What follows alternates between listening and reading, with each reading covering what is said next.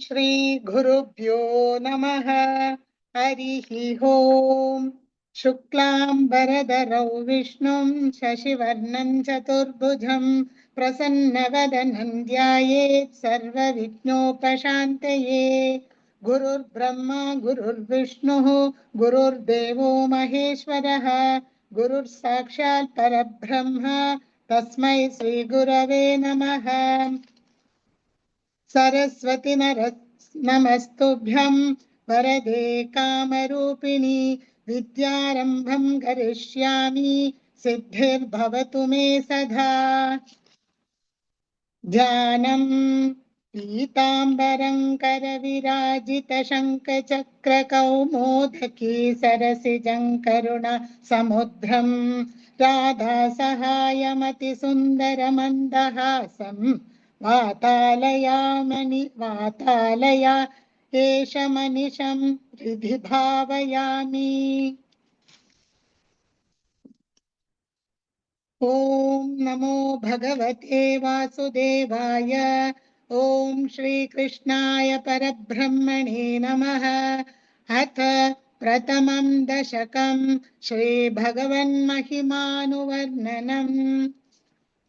सान्द्रानन्दावबोधात्मकमनुपमितं कालदेशावधिभ्याम् निर्मुक्तं नित्यमुक्तं निगमशतसहस्रेण निर्भास्यमानम् अस्पष्टं दृष्टमात्रे पुनरुरुपुरुषार्थात्मकं ब्रह्मतत्त्वं तत्तावद्भाति साक्षात् गुरुपवनपुरे अन्तभाग्यं जनानाम्।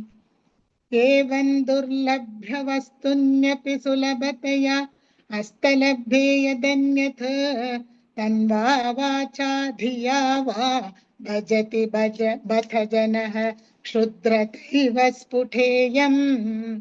एते तावद्भयन्तु स्थिरतरमनसा विश्वपीडापहत्यै निःशेषात्मानमेनं गुरुपवनपुराधीशमेवाश्रयामः। सत्त्वय्यत्तत्पराभ्यामपरिकलनतो निर्मलन्तेन तावत् भूतैर्भूतेन्द्रियैस्ते वपुरिति बहुश्रूयते व्यासवाक्यम्। तत्स्वच्छत्वाद्यद्धच्छादित परसुखचिद्गर्भनिर्भासरूपम् तस्मिन् धन्या रमन्ते श्रुतिमतिमधुरे सुग्रहे विग्रहे ते।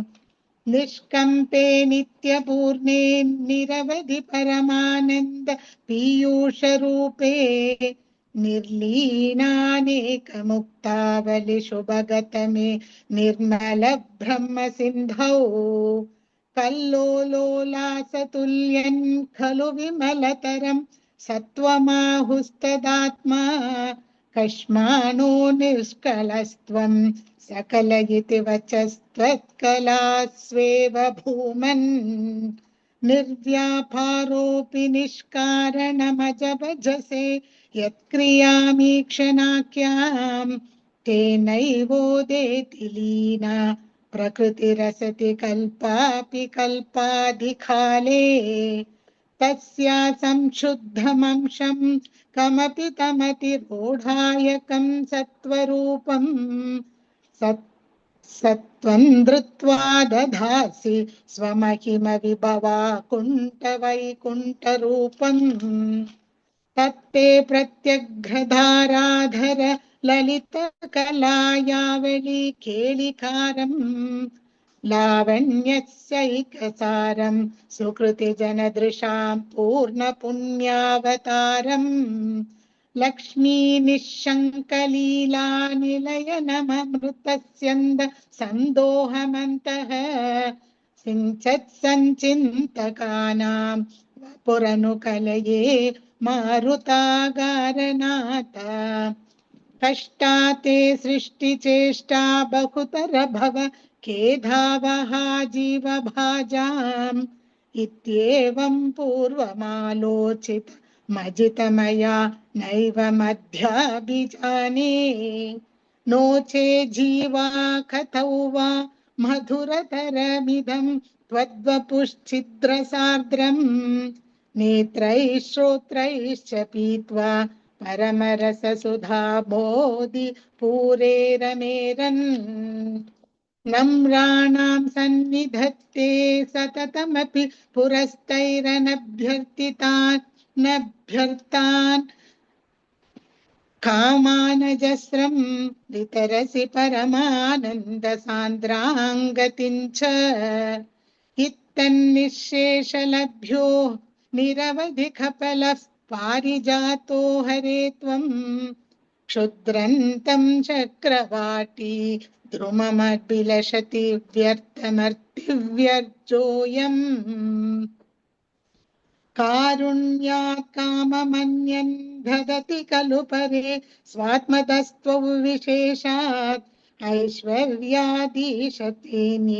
जगति परजने स्वात्मनोऽपीश्वरस्त्वम् त्वय्युच्चैरारमन्ति प्रतिपदमधुरे चेतनास्फीटभाग्याः त्वं चात्मा रामये वेत्यतुल गुणगणाधार शौरे नमस्ते ऐश्वर्यं शङ्करादीश्वर विनियमनं विश्वतेजोहराणां तेजः संहारि वीर्यं विमलमपि यशो निःस्पृहैश्चोपगीतम् अङ्गासङ्गा सदा श्रीरखिल विदसि न क्वापि ते सङ्गवार्ता तद्वातागारवासिन्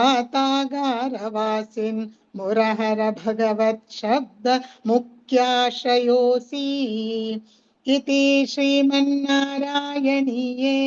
भगवन्महिमानुवर्णनं नाम प्रथमं दशकं समाप्तं नारायणाखिल गुरो भगवन्नमस्ते नारायणाखिल गुरो भगवन्नमस्ते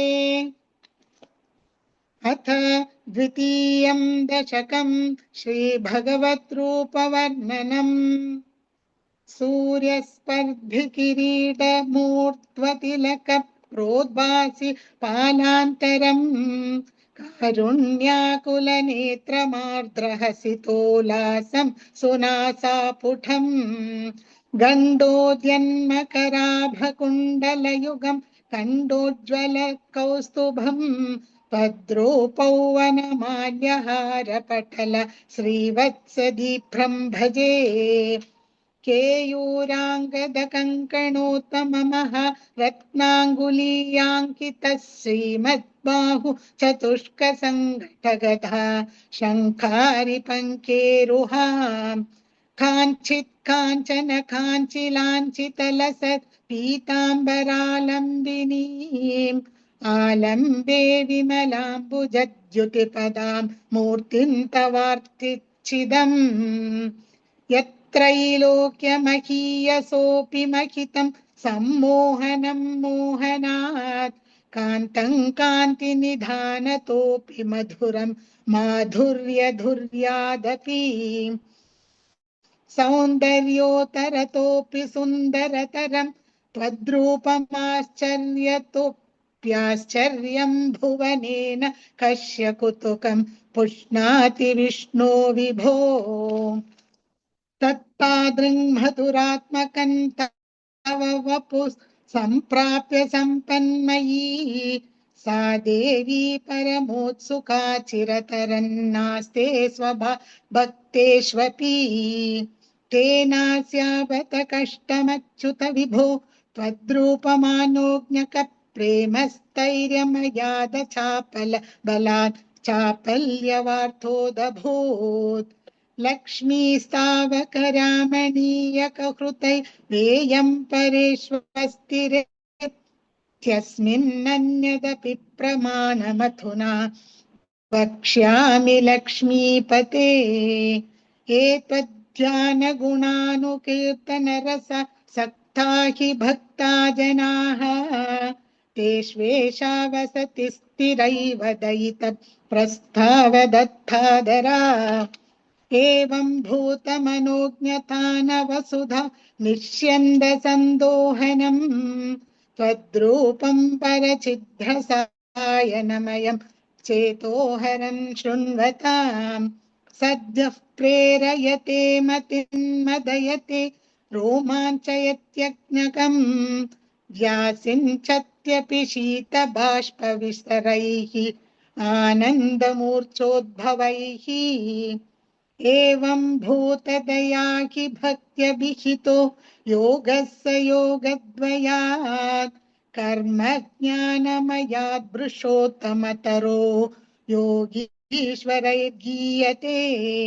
सौन्दर्यैकरसात्मके त्वयि खलु प्रेम प्रकर्षात्मिका भक्तिर्निःश्रममेव विश्वपुरुषैर्लभ्य रमावल्लभा निष्कामन्नियतः स्वधर्मचरणै यत्कर्म योगाभिदम् तद्दूरेत्यफलैर्यदु यदौपनिषदत् ज्ञानोपलभ्यं पुनः तत्त्वव्यक्ततया दुर्गमतरं चित्तस्य तस्मा विभो त्वत्प्रेमात्मक भक्तिरेव सततं स्वादीयसी श्रेयसी अत्यायासकराणि कर्मफल पतलान् याचर्य निर्यन्मलाः बोधे भक्तिपतेस्तवाप्युचितताम् आयान्ति किन्तावथा क्लिष्ट्वाक्तर्कपते परन्तव वपुर्ब्रह्माख्यमान्ये पुनः चित्तार्द्रत्वमृते विचिन्त्य बहुभिः सिद्ध्यन्ति जन्मान्तरैः त्वद्भक्तिष्टु कथारसामृतजरी निर्मज्जनेन स्वयं सिद्ध्यन्ति विमलप्रबोधपदवीं मक्लेशतस्तन्वती सद्यः सिद्धिकरी जयत्ययि विभो सैवास्तु मे त्वत्पदप्रेम प्रौढिरसार्द्रता द्रुततरं वातालयाधीश्वर इति श्रीमन्नारायणीये श्रीभगवद्रूपवर्णनं नाम द्वितीयं दशकं समाप्तं। नारायणाखिलगुरो भगवन्नमस्ते। नारायणाखिलगुरो भगवन्नमस्ते।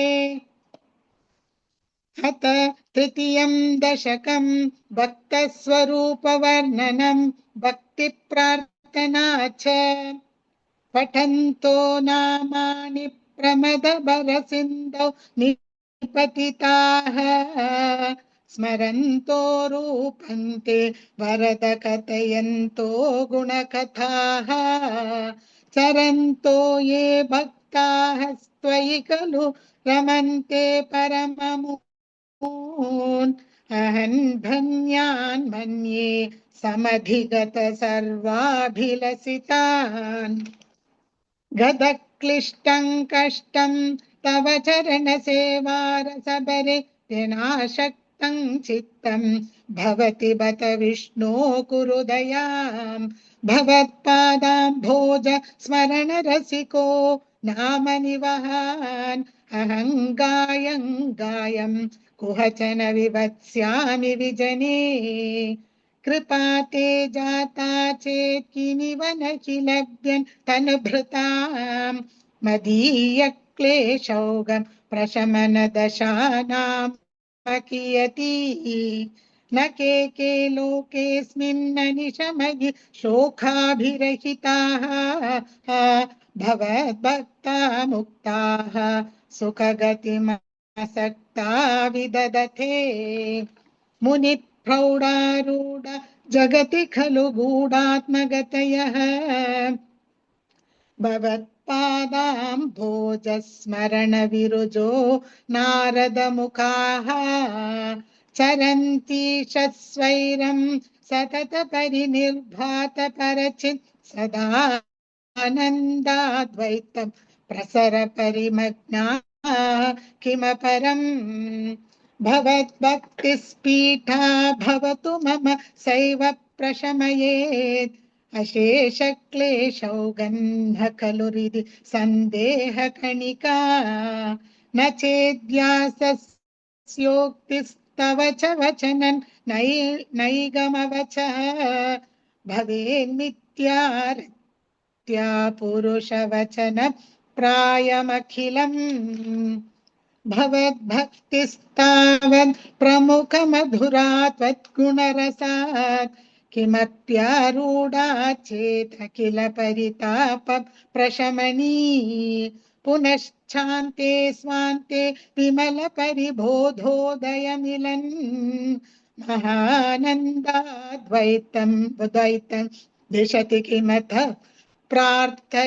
प्रार्थ्यमपरम् विधूय क्लेशान् मे कुरु चरणयुग्मन् धृतरसम् भवक्षेत्र प्राप्तौ करमपि च ते पूजनविधौ भवन्मूर्त्यालोके नयनमत ते पादतुलसि परिघ्राणे घ्राणम् श्रवणमपि ते चारुचरिते प्रभूताभिव्याधिप्रसभचलिते मामककृधि त्वदीयन्तद्रूपम् परमसुख चिद्रूपमुदीयात् उदञ्चाद्रोमाञ्चो गलित बहुहर्षाश्रुनिवः यथा विस्मर्यासं दुरुपशमपीडा परिभवान् मरुद्गेधादीश त्वयि खलु पराञ्चोऽपि